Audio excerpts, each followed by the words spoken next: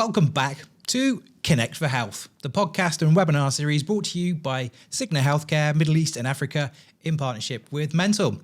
Each month, we're bringing you vital conversations around health and wellbeing topics to enable you to thrive at whatever stage of life you're at.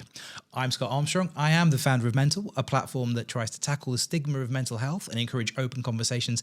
And as always, I'm joined by my fabulous co-host, Maissa Al Khafajy, the Head of Government Affairs and Strategic Communications at Cigna Healthcare.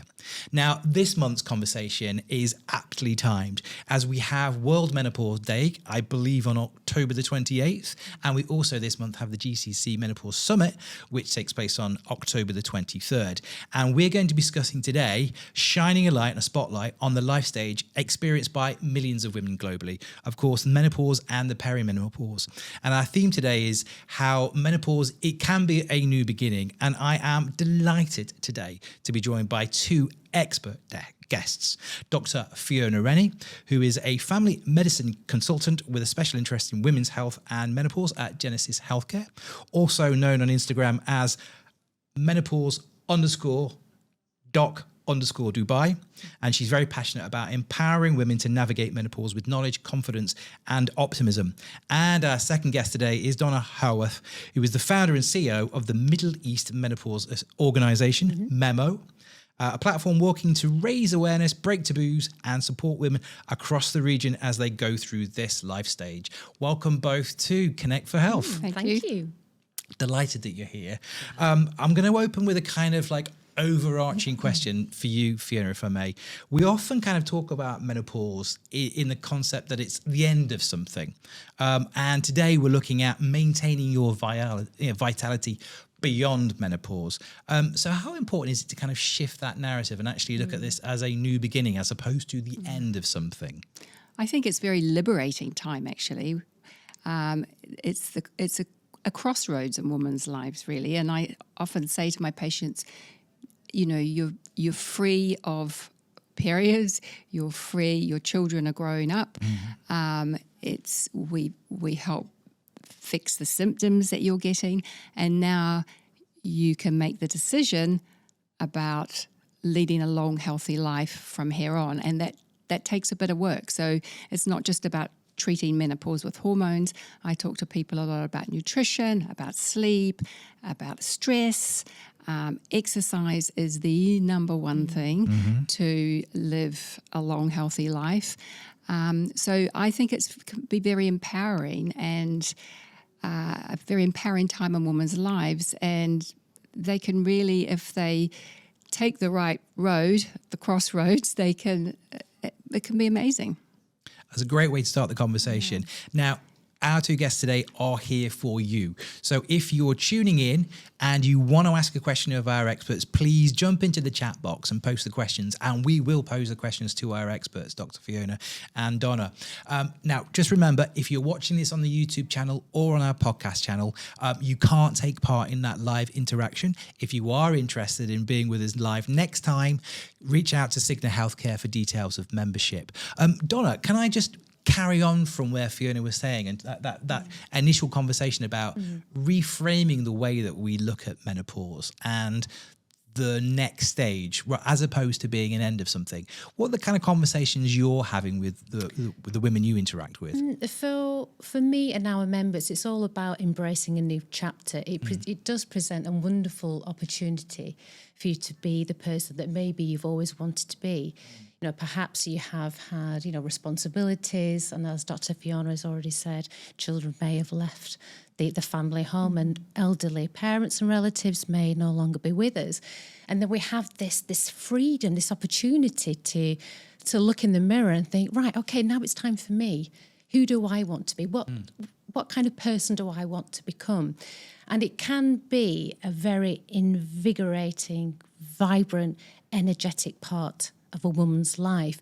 And it's really important that we frame it in that way as well. We need to remove the doom and gloom aspect of it and shine a big, bright light on it. Can I just jump in and ask, because the platform that you have, the Middle East Menopause Organization, I wanted a little bit of a backstory on how that came about, but also the people that join the platform. What are the types of, misconceptions or narratives that they've been conditioned and fed that you've encountered through those who have found you, sought you, and now are part of this, this family? It's, I think, as with many women that find themselves in an environment where they're building the connections and community around menopause, as we've just been speaking before, we went live, Dr. Fiona. It all happens as a result of our own experience. I know that's the same with your good self. It's the same with me. And rewinding nearly 6 years ago to the UAE, there was hardly anything. And to think that every woman is going to go through this life stage, to find myself literally in the kitchen after having another failed consultation where I was given outdated information, I was just in utter despair. I felt so isolated and so on my own. And I just felt compelled that, I can't be on my own. Other women are going to be going through this. This is ridiculous. So I created the Middle East Menopause Organization because I felt a community was desperately needed. And that, again, is echoed within the members that join, in that they felt isolated. They felt that they were on their own. They didn't think that anybody else was going through the same journey as them. So to come into an environment where there's like-minded women around them, offering support, nodding the head and agreeing that, yes, me too, is imperative. We absolutely need that. And the kind of support that the members are looking for comes back to the wonderful work that Dr. Fiona does, in that they're looking for the evidence-based, up-to-date information that is desperately needed in the UAE and the wider GCC region as well. And as an organisation, as a community, we signpost our members to that information, support and advice that they desperately need, which is why you do my job for me by segueing. I do apologise. I'm so sorry. I can sit here and relax. We've only got an hour. We could be here till next week. Really. So, Dr. Fiona, just to build on that, Donna's talking about this need for awareness, this need for education. You're literally at the coalface of this, seeing patients coming to you, and I understand you're rather busy. What are you seeing, and what do you think, in terms of the awareness and education, needs to improve? I think the awareness needs to be greater in medical practitioners. I think that the awareness is out there with women, but we have medical practitioners that are very skilled in what they do, but that might not be the menopause and perimenopause. And it's still misunderstood by many medical practitioners. So women are choosing a doctor to go to, and they're being told that there's nothing wrong with them and maybe offered antidepressants. So I'm talking about women probably between the ages of 40 and 50, which is the perimenopause stage, which is the stage where people are still menstruating, but they're starting to get symptoms. They might not be sleeping, they might be irritable, feeling overwhelmed. Anxiety is a huge symptom. Joint pains, hair falling out, emotional memory changes. So these women are really struggling, and they'll go to a doctor, and the doctor will check their hormone levels and say, there's nothing wrong with you. Here's some antidepressants. Or I had one lady who went back to a gynecologist 3 times and 3 times got offered antidepressants. Wow. She just needed some hormones. So this is what we're seeing. So I think it is, we need to get the medical practitioners just to think and maybe do a little bit of extra training, because honestly, there is a huge need out there, and every woman is going to go through this, and every woman should be grateful that they're going through it, because they're still alive and living. But when I was growing up, I don't remember any of my female relatives ever mentioning menopause, ever mentioning perimenopause. I remember a lot of women in the 70s when I was growing up who were addicted to benzodiazepines like Valium, Xanax, because I think that these were women, 50s, 60s, 70s, going to their doctor with these symptoms, and this was way before menopause was even recognized, and just given these drugs and they were all addicted to them. So it's like we've come a long way. And I got into this through my own journey, similar to Donna's. And I was a doctor, and I didn't realize what I was going through, and I thought I needed antidepressants because I had such awful anxiety and such poor sleep, to the point where I got bullied in my workplace. And this is another big problem. Women are leaving their jobs because they're not coping quite as well. They don't realize why they're not coping, because these are really high-functioning, clever, experienced, skilled women, and they leave their jobs before they get treatment. And so that we're losing women from the workforce. Yeah. So there's so much to this. I'd also like to add another layer to that, and this is taking me back to a conversation that I had with a colleague of mine at work. And he had actually accompanied his wife to a consultation for her perimenopause, which I thought was amazing. I get a few actually, yeah. Because that's the other layer. So we have women at work, but then we're also, women in relationships at home, and that spills over into different areas, how you are with yourself, how you are with your children, with your spouse.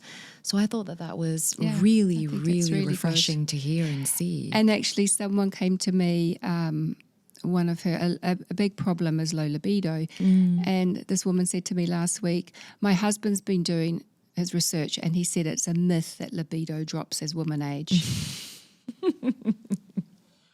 Obviously not on your Instagram channel. Big misinformation. While we're there, just for a moment, I wanted to bring Karina in. Karina, thank you very much for a question. It kind of relates to what you were just opening up there, Maissa, as well. But this is a really interesting one because she's almost talking about the perfect storm in a way.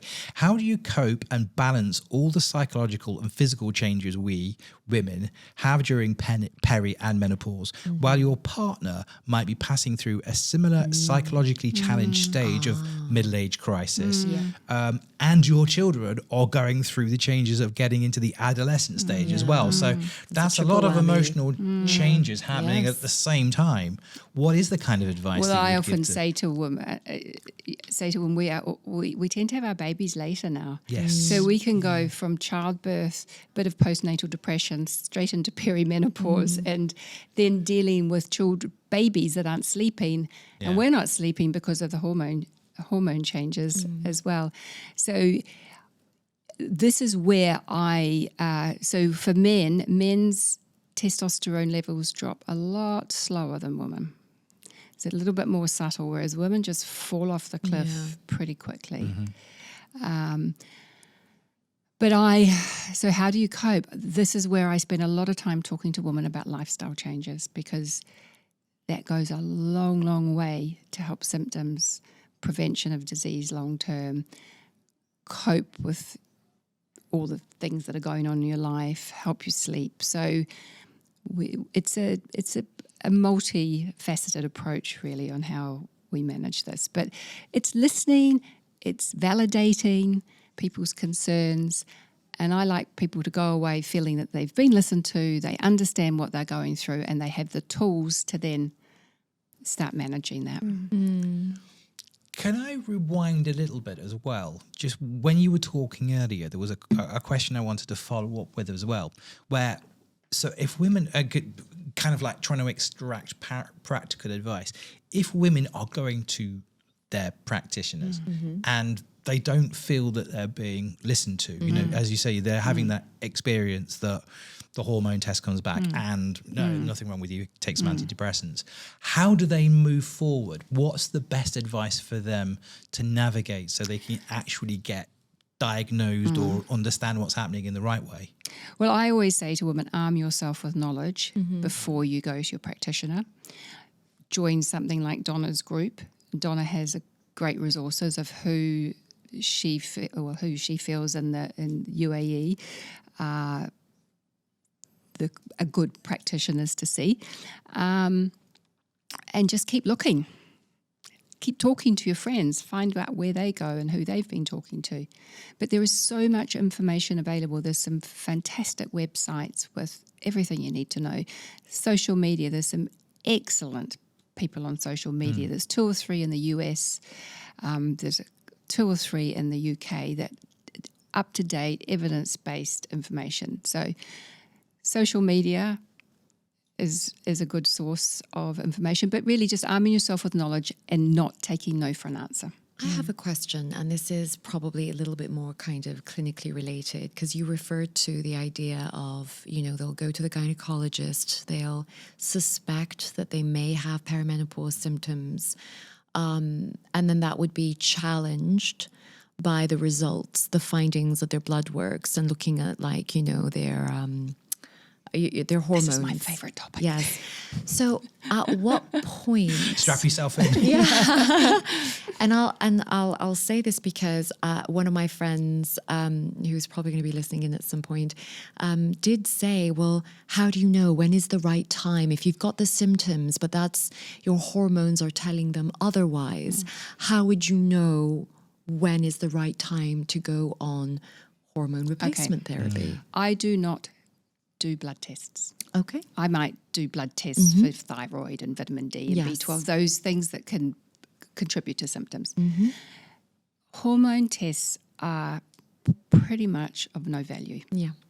And this is your hormones change every hour, every day. That's true. And so it is pointless. And I get women coming into me to say, I've come in to get my hormones checked, and I have to just take a breath and talk them through it, because it makes no difference. So what these doctors should be doing is I've got a symptom scorer chart. So every woman that comes into my clinic, before I see her, she will fill out the symptom sheet. And I've got, I think, 30, 35 symptoms of the more common symptoms of perimenopause. There'd be 100. Yeah. Oh, wow. And then we score it, we talk through the symptoms, and that's how we come to the diagnosis. But really important and that's why I like to have an hour with patients, because there can be stuff going on in their lives that are causing these symptoms. So you can't just always assume it's hormonal. Not everyone leaves my office with hormone treatment. So you really have to dig deep to see what else is going on in their lives, what's going on, why are they feeling like this, and then we come to a decision together whether this is perimenopause and whether hormones would help. I can see questions flooding in, and we will get to them. Actually, we want to crowdsource we want to understand where you are at your journey right now. So we're going to go to our first poll question, which should appear on your screens in just a moment. Just remember, if you're watching on the YouTube channel and catch up, or you're on the podcast channel, you won't be able to take part in today's votes. Just right now, we'd like to understand in the audience, where are you at on your menopause journey? And we've got A, perimenopause, B, menopause, C, post-menopause, and we've had a great question from the audience about that. Supporting someone going through the menopause, and another great question, and I promise we will ask that, or just curious to learn more. So just give us a sense of where you're at and what you're tuning in for today. So if you could vote, we'll give that a moment. Of that, we've had it while people are voting. I'm going to ask you both a question. Supporting someone going through the menopause. Agarwal has posted a question going, how would I be able to support a family member / loved one who is going through the menopause or perimenopause? Perhaps, Donna, I'll give you the talking stick for a moment on that. Yeah, I think it's, going back to what you've already shared, Dr. Fiona, in kind of pulling out the people, doctors, practitioners that have that evidence-based knowledge. There is a lot more information out there, and it can get overwhelming if you're trying to look at everything that's put out on social media. So pull out 2, 3 that have that up-to-date knowledge and they're consistent. Arm yourself with that information, and then start to support the friend or the relative that's going through it. And even join a community like the Middle East Menopause Organisation. You can post questions in the community as well to further your own knowledge, and also you can post a question on the behalf of the relative or friend that you're trying to support as well. And there's also books as well, there's podcasts, there really is a wealth of experience that's out there, but you do need to make sure that you get the evidence-based knowledge, because there is quite a bit of rubbish out there.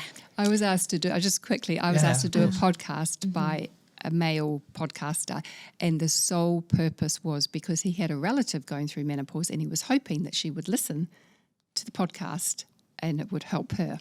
Wow. Because I don't know, but because no one could sort of approach it with her. Yeah. Yes.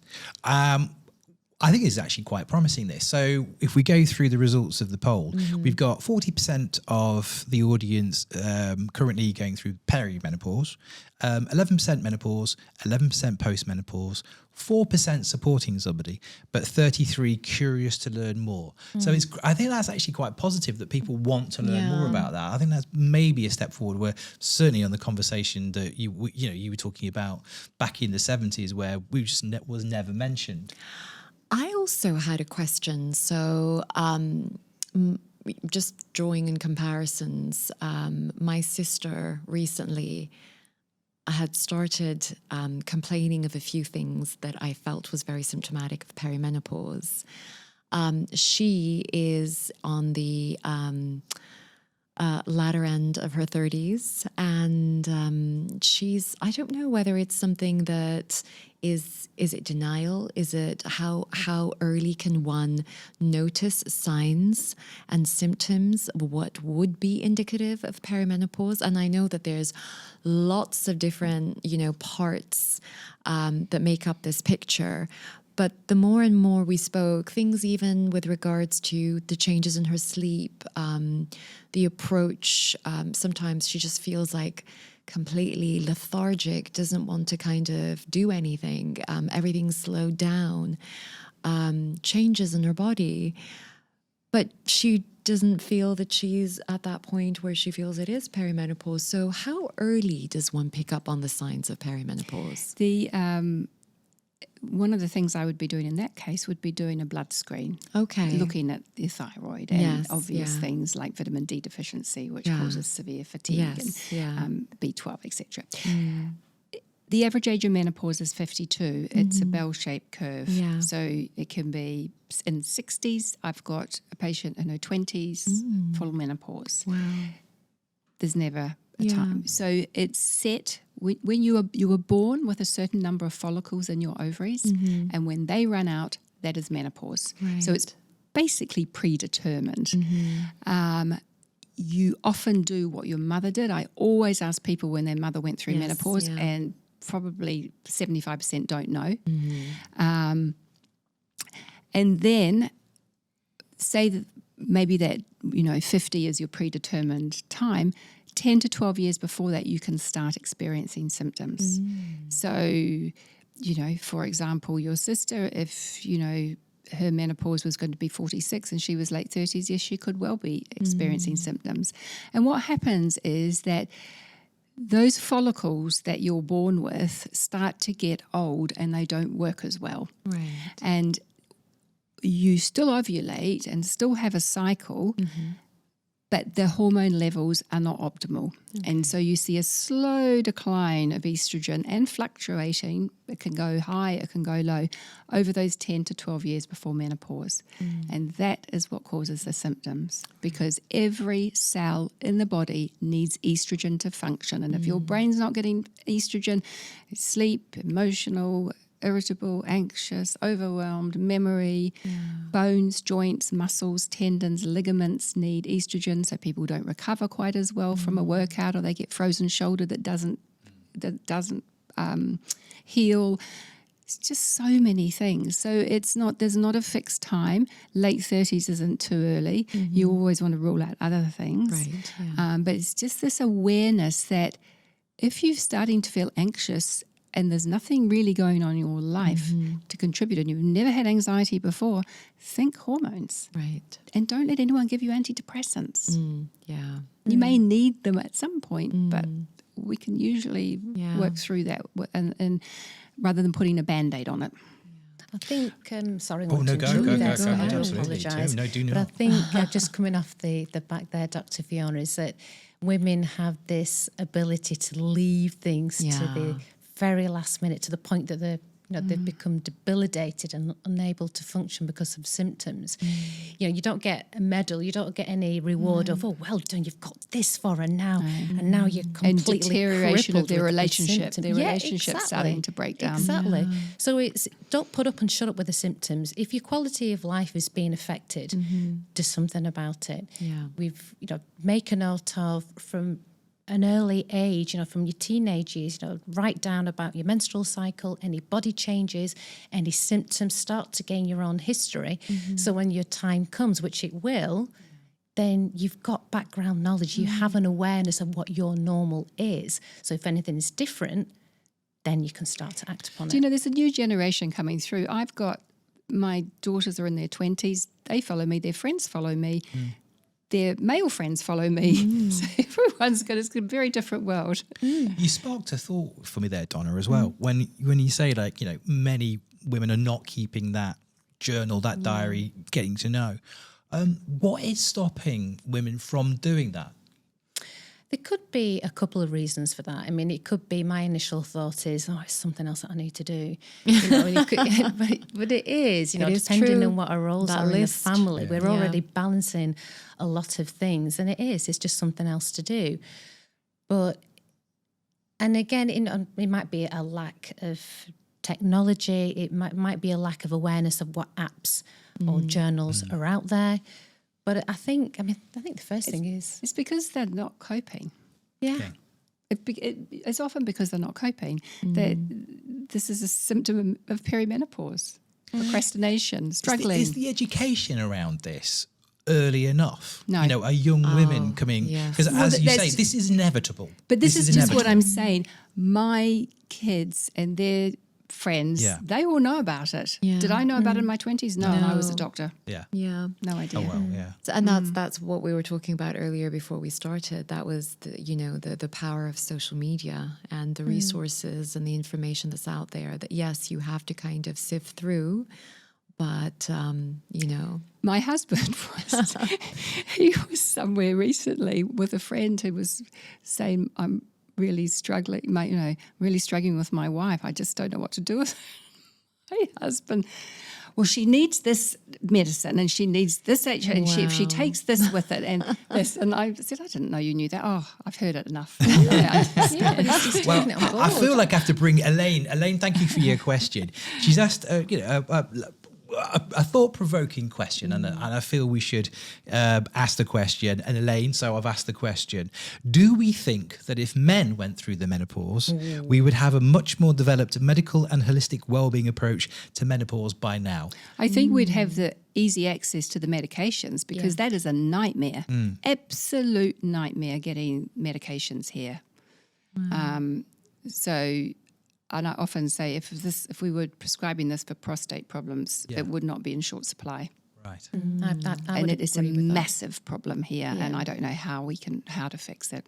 wow. Can we talk about male allyship in this? I think it's important. I was with you at the GCC summit last year, and very few men in the room, and that was the first time I was actually exposed to the conversation and some of the research and the education and actually what happens to women. I genuinely had no idea. Well, most women don't know either, so it's not unusual to think. How can men support? Because inevitably, so many of us will be married, or we're in relationships, and we are going to need. This is inevitable for us as husbands, as well as obviously a much less sharper experience. But how can we be part of the solution?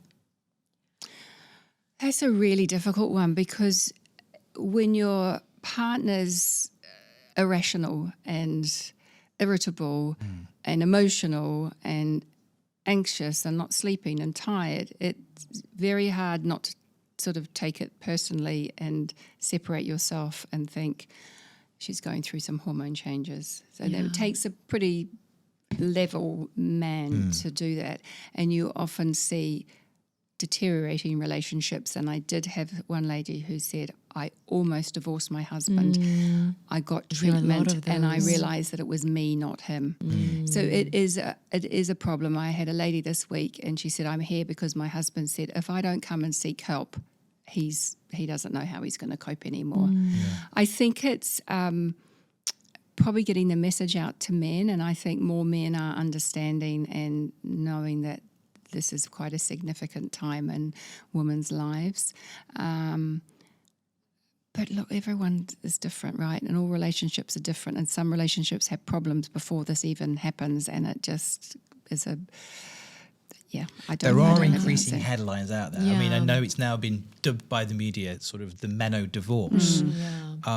Donna, with your members of the organisation, what's the kind of support or what's the message to both in that relationship?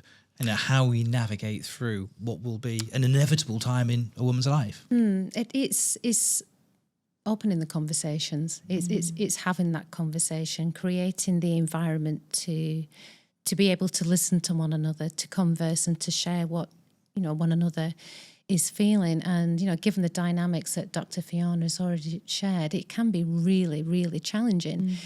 If I use my own experience, I think you'll have gathered that I'm quite open and quite honest and happy-go-lucky. But rewind when I was going through my perimenopause symptoms, I found immense difficulty in sharing with my husband what I was going through. I became silent. I became withdrawn. The kids didn't know what I was going through. Is it because you felt that you were getting old and you wanted to?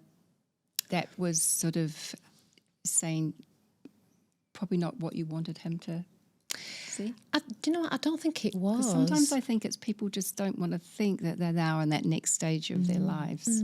I think for me, I think there was an element of not knowing what was going on with me and why I was experiencing the symptoms, because we always talk, well, not always, but hot flashes, and hot flashes are one of the main symptoms. But for me, I didn't have that. Neither do My I. symptoms were mental health issues. And what I didn't know at that time is that if you'd had mental health issues in the past, then it's quite likely you'll experience them again, maybe different symptoms as you go through perimenopause. So to be honest, I just thought I was going, But this is the thing. Hot flashes aren't the commonest symptom. I think mental health issues are the commonest symptom. Yeah, I would And agree. people I agree. sort of say, I'm not getting flushes, but a lot of women don't. And they don't get flushes until they are actually menopausal and they're not making any estrogen. Right. I mean, some do in perimenopause at certain times where your hormones are lowest. But so that's very deceptive, that one. Can we talk? I mean, obviously, I'm slightly biased because I run Mentl, and we want to have these open conversations around mental health. And actually, this Friday is World Mental Health Day. So, can you talk us through that psychological impact of this? The mental health issues that women will face as part of this period, and also some advice about navigating that. Okay, so one of the commonest symptoms that happens first is sleep disturbance. Right. And I say frequently there should be a 3 a.m. club in Dubai because you get to sleep, you fall asleep, you sleep deeply for 4 hours, then you're awake and you can't get back to sleep. Absolutely. Often people wake having a panic attack and they think, what on earth is this about? Nothing going on in their lives. Yeah. And that's really disturbing. And that will happen, that anxiety and feeling overwhelmed. My own experience was that I was in a corporate job and I was, doing an 8-hour day. And what I could do in 8 hours was suddenly taking me 12 to 16 hours. Yeah. I was just feeling overwhelmed, anxious, worried about meetings, which would never have worried me. Just things that people say to me, I used to drive happily down Shakeside Road. I can't drive anymore. I'm having a panic attack. Yeah. So it's just weird stuff. It's not like someone's sick, someone's died, I'm grieving, I'm anxious, I'm worried, I'm depressed. It's nothing like that. It's just this awful. And depression isn't really a symptom. It's this feeling flat, lacking motivation, can't be bothered doing anything, social anxiety, not wanting to go to functions and talk to people and worrying about what you might have said to people, which is that overlap with ADHD that we were talking about. Yes, yeah.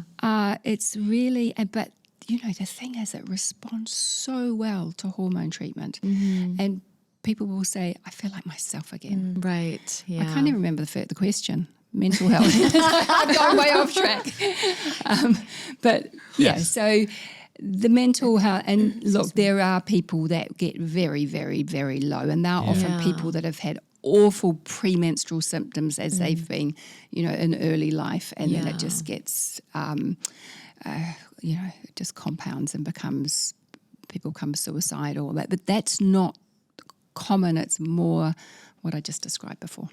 Can I just... Of course, always. Yes, and you touched upon it, and we did have an earlier conversation about the pronounced presence of ADHD in menopausal and perimenopausal women. Could you kind of elaborate a little bit more about that? My take on it is that these women have probably had ADHD that they haven't really realised as they've been growing up, and they've coped well with it. Yeah. And then when their hormones start to decline, a lot of the symptoms overlap.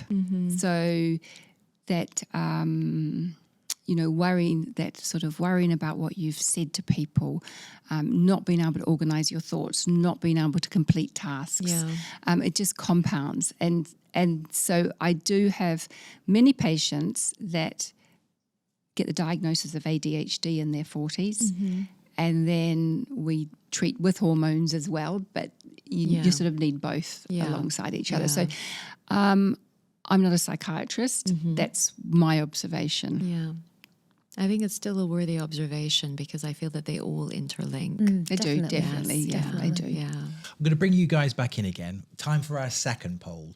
And with this poll question, which should come up in a minute, remember, podcast channel or YouTube, you won't be able to take part in the interactivity. Reach out to Cigna Healthcare if you want details of membership so you can be with us live next month. What's the biggest challenge you face or someone you know is facing during the menopause?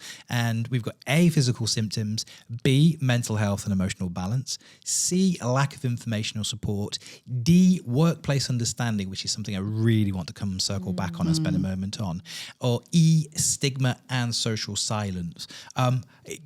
Maybe there should be an F, which is all of the above. But please, if you vote now, let us know what you're experiencing. Workplace understanding is one of those options. We've kind of opened the door on it, but let's just walk through it. What is that experience you're finding in workplaces? Like, Donna, are you working with organisations? Is this getting any better? Are women being listened to and heard?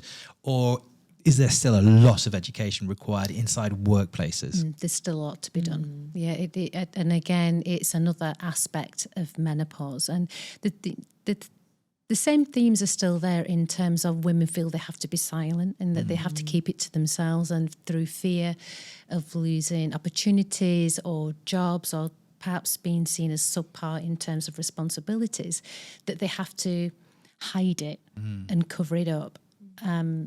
And then it presents a really challenging environment at work, in that they don't feel they're able to speak to anybody, to share the symptoms that they're going through, to even share what it is that they need.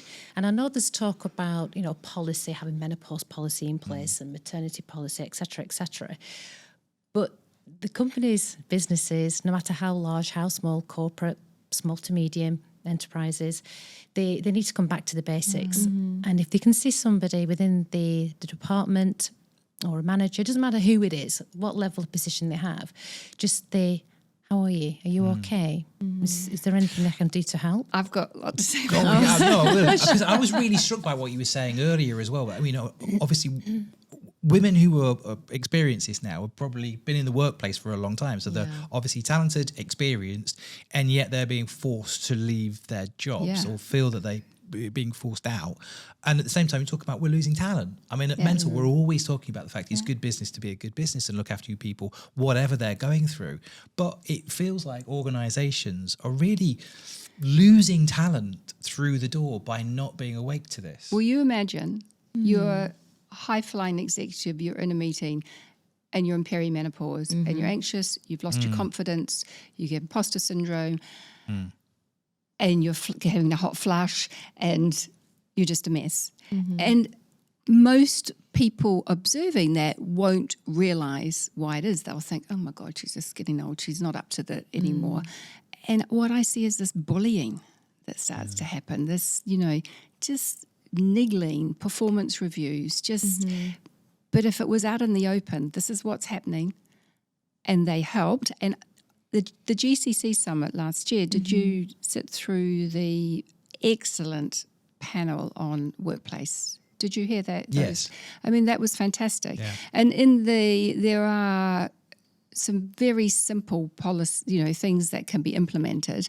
And there was a lawyer speaking who's really pushing a lot of this forward. In the UK, it's mandatory in the Disability Disability Act that you have those things in place for menopausal women in the workplace, things like, flexible hours, air conditioning, not having to wear a uniform, for example, if it was a high neck and making them hot, etc.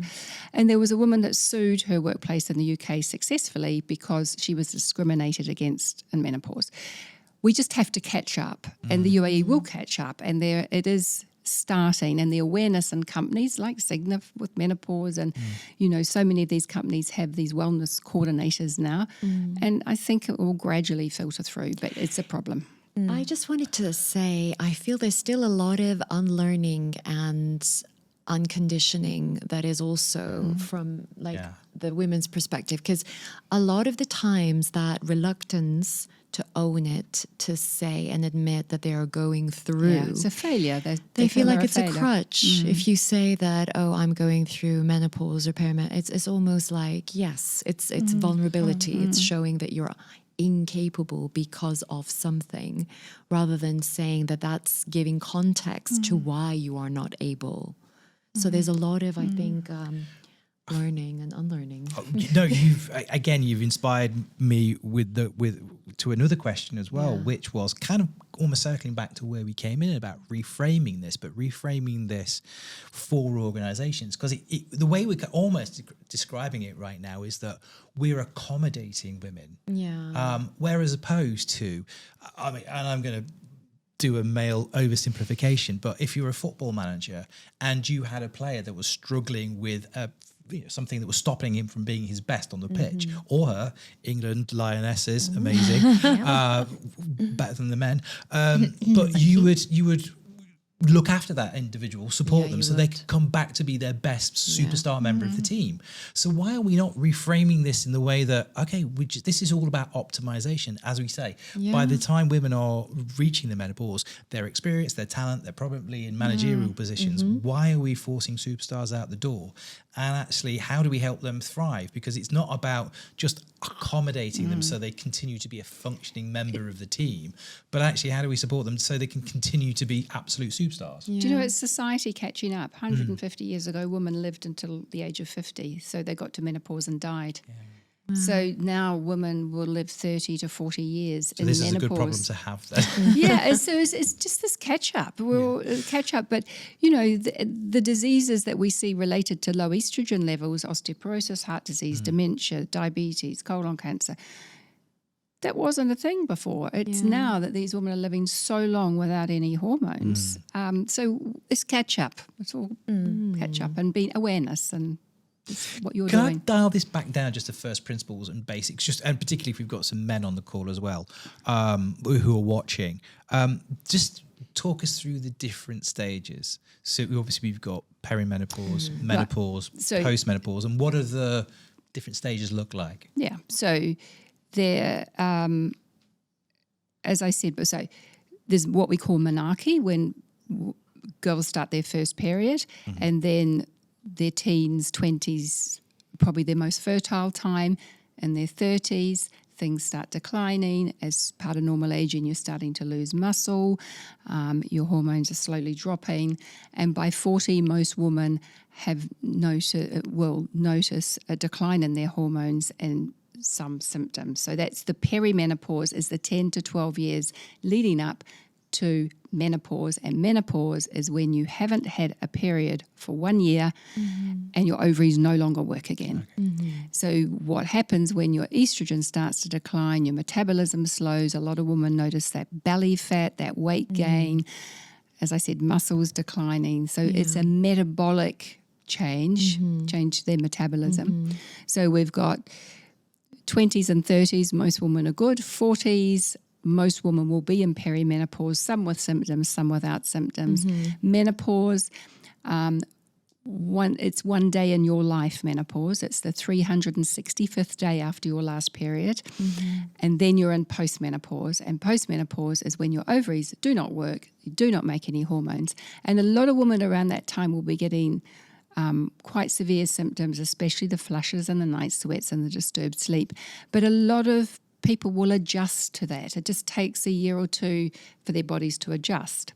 So then we're talking about, then some people don't need hormone treatment for symptoms, but then they might want to continue it for prevention, because all those diseases I mentioned before, the longer you're without estrogen, the higher your risk of those diseases. But that's when the reframing comes in and the longevity, which, if you strength train, if you're eating properly, if you're changing your lifestyle, you can prevent a lot of those diseases. So I say to women, yes, hormones will prevent them, but what you do between now and then will also make a massive difference. And I wanted to actually really kind of touch on those areas. It's the kind of the lifestyle changes that you had mentioned earlier, but then, talking about longevity and really looking at ways through which you can supplement, whether it is, whether one has started with hormone replacement therapy, is to start, what does one do?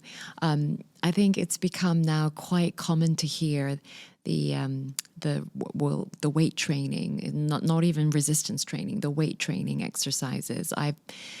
Whenever I do go to the gym, I've seen quite a number of women who are lifting weights, that's the thing. You have to lift heavy. Muscle is the organ of longevity. Yeah. And you lose muscle as you age. And muscle reduces your risk of dementia, heart disease, cancers, autoimmune disease, diabetes, osteoporosis. Wow. It is the number one thing. And people the worst thing you can do for your elderly relatives is help them. Yeah. They should be getting their own cup of tea. They should be doing their own shopping, lifting their own bags. Yes. And Donna's much more qualified to talk about this than I am, but as a PT. But, it's like this, it helps you sleep. Muscle controls your metabolism. It produces hormones. The more muscle you have, the lower your glucose will be, because it absorbs the glucose in your body. And when you've got high glucose, you've got high insulin, and insulin's inflammatory, and insulin causes disease. So it's just a minefield. But lift heavy and be consistent. Twice a week minimum. Never cancel it for anything. I did not cancel my PT for the podcast. That's a disclaimer. You were tagging Donna in there as well. And actually, I think this speaks well. Again, Serpil, thanks for your question. I love the fact you're getting so involved as well. But Serpil was asking, with post-menopause, is this the longest part of the transition? And do you have any tips, especially for the first year or two after menopause? What should we do differently? So this kind of really speaks exactly to that what life I've story. said. And nutrition. And nutrition. Yes. So Donna, come to your expertise on I this think one. it would be, there's a lot to say pressure. really after Dr. Fiona. But really advocating what Dr. Fiona has already mentioned there, and with the lifestyle changes, it's your non-negotiable. You have to do them even before HRT. It's something you have that choice. To be honest, you should be implementing right from the get-go, even way before perimenopause arrives. It's because of the reasons already shared. But that, you've got to get those started. And it's never too late to start strength training. Yeah. You've got to start somewhere. You start off with your body weight. You get good form with body weight, and then you progress to the free weights, and the sky's the limit. You can lift as heavy as you can, because our Dr. Fiona lifts 80 kg in a deadlift for a 1 rep max, which is amazing.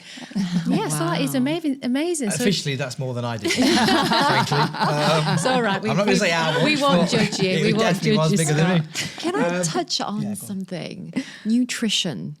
Because there's lots of different, kind of, I don't want to call them trends, but you have people who are talking about, intermittent fasting. Just keep it simple. Yeah. That's the thing. What do people do? You can talk about that. It's protein. I mean, for me, when I talk to my clients or I talk to women, focus on your protein and your fibre. Fibre, Is protein there and a fibre. baseline? Take out sugar. Oh, yes, that's Take a out given. sugar. Take out alcohol. Alcohol that's a and given. menopause do not go well together. Yeah, that's a given. Fibre, keep your carbohydrates lower than your protein. Okay. And I think that's another thing as well, is that some people tend to demonise carbohydrate, don't they? And carbohydrates, That's need the it. other thing, yeah. you do need it. Well, give me an example of your diet then, if you don't Yeah. mind, Donna. Like some of the types of things you're eating, because I know we say protein and we say carbohydrates, but actually, let's just give people simple answers. Like, Yes. To be honest, I keep it really simple. Yeah. I really do. So basically, I don't weigh anything. I haven't got the time to weigh anything. I do it on looking at the size of my portion on the plate. So I have my plate, and I want at least half of that, the vegetables, the broccoli, the cauliflower, the carrots, any vegetables that I enjoy, it's half of my plate. Okay. And that's my fibre as well. Okay. Then a quarter of that might be a salmon fillet, it might be a chicken breast, it might be some beef, but I need meat. Okay. on that plate as well. And the other one will be carbohydrate. And that again can be sweet potato, it could be baby new potatoes, quinoa. I don't really eat a lot of pasta just because I don't really like it. Right. And again, it depends on what I'm doing. So for example, if the night before I'm weight training in the morning, then I'll make sure that I've got a good substantial plate to help me fuel me. And then I will have a bit of a snack before I train. I can't train on a heavy stomach. But it's essential that you fuel your body appropriately. I try and get 35 grams of protein 3 times a day. 3 times a day. It's not hard. Yeah. You just have to think about. Look, what I say to people is, you can't do what you did in your 20s and 30s. It's true. One, to maintain weight, to maintain health. It just doesn't work anymore. So you have to be disciplined, you have to be consistent. And yes, it gets boring, but you have to do it. Yeah. And fasting is, I think, another whole podcast. Yeah. yeah. Yeah, it Okay. is. It Can I is. circle back on one just because of where the expat lifestyle? We have a lot of obviously expats here who do tend to, despite the education that's out there, perhaps reach for the bottle for some support. You just there said that alcohol and menopause do not go well together. Just unpack that a little bit more for us. You the don't reasons- metabolize alcohol the same. Right. And what alcohol will do is it'll put you to sleep and then you'll wake. It affects your sleep. People think, if I have a drink, I'll go to sleep. Yeah. People, will, because of their anxiety, will drink because it makes them feel calmer. It'll make anxiety worse. It'll make sleep worse. Yes. For a lot of people, as they age, one drink and you'll feel like you've got a hangover the next day. And really what we should be focusing on is good sleep, training, Yeah. and our work or our day-to-day activities and our nutrition. And you add alcohol into that and you won't go to the gym and you don't feel great and you haven't had a good So it's night's kind of sleep. this, you then And if you don't, cycle. if you don't sleep well, your cortisol goes up, and then you struggle with your weight and alcohol. A lot of women, one of their main complaints is weight gain and not being able to shift the weight. Well, alcohol, you just pure sugar. Yeah. My 9-year-old daughter is a vegetarian. She's actually an ice creamitarian. But we will have vegetarians out there who may be tuning in today. What's your advice on the nutritional side to them, other than stop being a vegetarian and eat some You meat? have to be, and Donna could answer this, but you have to be more careful Okay. because a lot of the pulses, the grains, they're higher in carbs than protein. Right. And so then you're getting your higher sugar levels and you're having the issue with your weight, not being able to move that. Yeah. You can't be lazy if you're a vegetarian or a vegan. Right. You can be fairly lazy if you eat meat, right? Okay. But you have to think about it. And there's a lot of there are a lot of foods that are high in protein that you can eat as a vegan or a vegetarian. Do you want to elaborate on that? Yeah, it's you've got your Greek yogurt and you've got your paneer, etc. But as well as the carbohydrate, you need to look at the fat content as well. And again, fat is not a bad food. You do need fat in your body, but it does predispose you to a high carbohydrate diet. and it's going to make it even more challenging. So supplementation may need to step in. So you may need to look at your vegan proteins. And again, you need to be really careful with regards to the ingredients in that supplement Because sometimes as well. in these vegetarian alternatives, the ingredients are worse than You're looking they at are. processed foods, Yes, and processed processed. foods, they're not good either. We did say that we wouldn't have enough time. This could have carry we on. then? We've got a few minutes left. Maissa, did you have any final thoughts before? And then I'm going to come to these. I've just got so many questions. But in all honesty, what I wanted to say was, I think what you have managed to achieve, Donna, from raising the awareness amongst the community Absolutely. is very commendable. And I feel that, yes, there is still a journey ahead, but it just allows for that sense of being seen and being heard, and knowing that together, with, medical practitioners who are above and beyond their field and discipline, like yourself, Dr. Fiona, that it's kind of really supporting each other, because I do feel that sometimes there is that disconnect between what, the medical viewpoint is and what, say lifestyle, kind of making choices and decisions, and whether it's food, whether it's how you go about, even from a mental viewpoint. But I feel that it's wonderful that you are both aligned. And this has been extremely, extremely informative. And I have so many questions, but maybe for another time. Well, part 2, we'll come back. Just stay tuned for another 3 hours. We'll be here all day. Yes, that's fine. Just to bring us home on this conversation, I again want to circle back to kind of where we came in. And you were both very inspiringly talking about, this being a new beginning. So we've talked about some of the challenges. We've talked about the workplace. Let's just focus on the optimism in a way that you said this could be, a really inspiring new start in someone's life rather than the end of something. So just talk to us a little bit more about it. Talk to our audience again about what's, the source of optimism for women moving forward when they find themselves at, on day 365, they are in the menopause. Do you want to answer that? I've done a lot of talking. My experience, best time of my life. I've never been fitter. I'm in my 60s. I've more energy than I had in my 20s and 30s. My children have grown up. My career's flying. It's the best time of my life. I mean, you can sense it and you can feel it and see it. This is from my observation. I feel extremely inspired. Me too. She's in the 60s and she's lived it more than me. Well, it's everything. The glow up is real, as they say. You can visually see it. And I know that there are others who are not with us at the moment, but it's very, very prominent. And from where I stand, it's really encouraging, because, I look at our, I can't speak, but my parents, I look at my mother, and there's so many times where I want to kind of like give her that nudge and say, she looks young, but she has very kind of that almost dilapidated, my time has gone energy, which is quite sad. And that's usually the muscle loss. Yes, yeah. And my motivator when I'm at the gym thinking, I hate this, I don't want to be here. I think of my mother who didn't do any exercise, sat down in a chair from the age of 75 and really then couldn't walk, and had a very miserable 10-year decline before she died.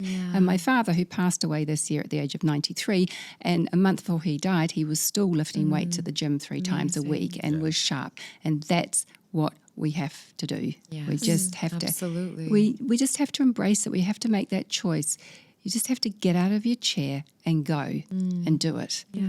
And then the rest comes with it, that sense of well-being, the good sleep, I think for me... Go. Thank you very much. I really wanted, before we close, I was like, come on, Donna, mic drop moment for us. Mic drop moment. I think for me, and the outlook, it's a period of liberation. It really is so liberating, and also the ability to say, no, I don't want to do that. I don't have to go there, and I don't want to do that. It's just that freedom of that's being who you 100%. Want to be and doing what you want to be, and just being seen and being heard. I mean, I think you can vouch for that, Scott, as soon as I come in, whether you wanted to do or not. But it's just a new sense of freedom. And I have to say, I absolutely love it. I don't know where the ceiling is. There's no stopping me. You lose your filter. I'm getting goosebumps. Yes, I'm almost envious that I'm not going to get this. Come and join us, Scott. Come on.